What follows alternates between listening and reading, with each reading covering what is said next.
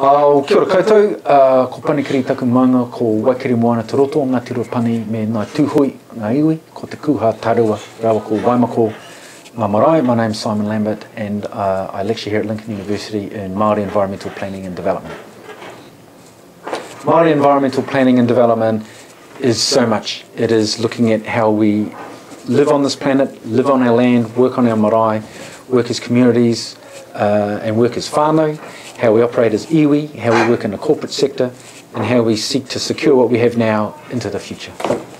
The key attributes people have to have in working in environmental management is being able to work alongside different people, commercial sector, public sector, alongside different hapu, different marae, and alongside the competing sectors such as dairy, tourism, adventure tourism, cultural tourism.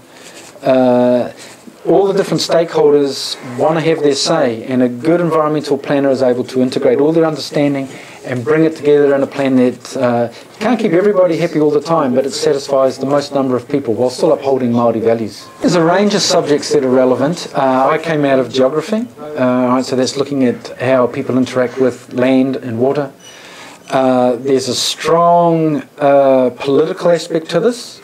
So for those students who consider themselves activists, the environment doesn't have the same voice. We have to be able to articulate its concerns.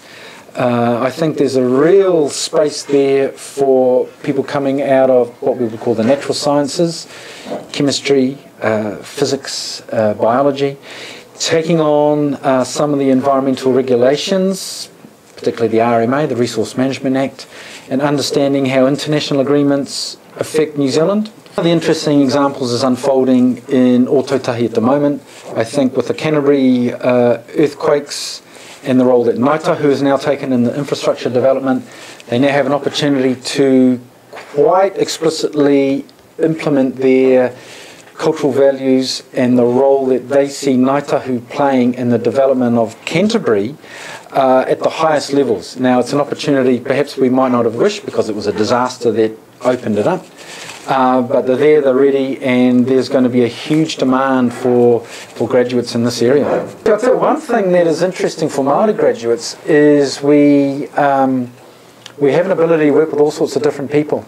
And internationally, we are sensitive to other people's customs, and so around food, around meeting, around organising each other, we're comfortable in who and what we are, and we can work alongside Mujahideen or Aborigines, First Nations in North America.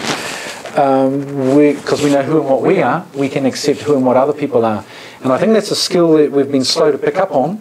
We're going to increasingly see that in the corporate sector, and we're definitely going to see that in global environmental issues. That's just something to just look at. So if the environment is something you're passionate about, Lincoln's the sort of place that you can study these things at and meet fellow travellers, completely passionate people who are committed to the same thing. So get on board the Waka and come on down.